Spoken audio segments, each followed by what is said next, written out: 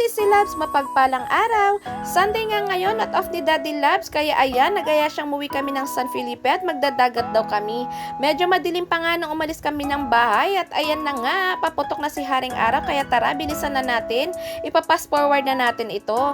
Pag nakita nyo nga po pala itong long bridge na to, ito na po yung sign na malapit na po tayo sa bayan ng San Felipe at ayan na nga, natatanaw po na ang welcome to San Felipe. Dumaan pa nga pala kami saglit sa bahay nila at dadaanan natin yung pamangkin niya dahil sasama din po natin siya sa swimming. Kaya tara, pasok tayo, tingnan natin kung gising na nga.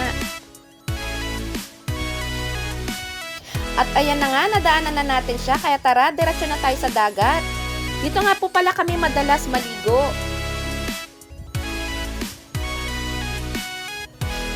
Ayan, pag nakikita nyo po itong bakod na mahaba na green na ito, pasok lang po kayo dyan, tapos kakaliwa kayo dahil dito po yung may mga malaking parkingan.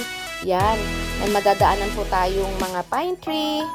Ayan, nauna na nga yung mga bata at ayan na nga si Daddy, naglalakad na, papunta na sa dagat.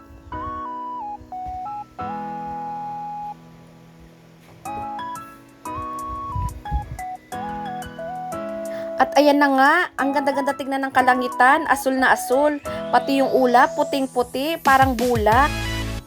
Tignan nyo naman ang dagat, napakalinis, asul na asul din ng tubig. Ayan, una, picture-picture muna, may mga naliligo na rin pala, may mga nauna na rin sa amin. Medyo maalon nga pala nung pumunta kami kasi nga daw high tide, kaya nung naligo sila, dyan lang sila sa medyo pangpang kasi nga hindi pwede pumunta doon sa malalim dahil nga maalon, delikado. Alas 10 na nga pala ng umaga, kaya ayan, nagkaayaan na kami dahil medyo masakit na yung sikat ng araw. Yun lang, salamat sa pagsama.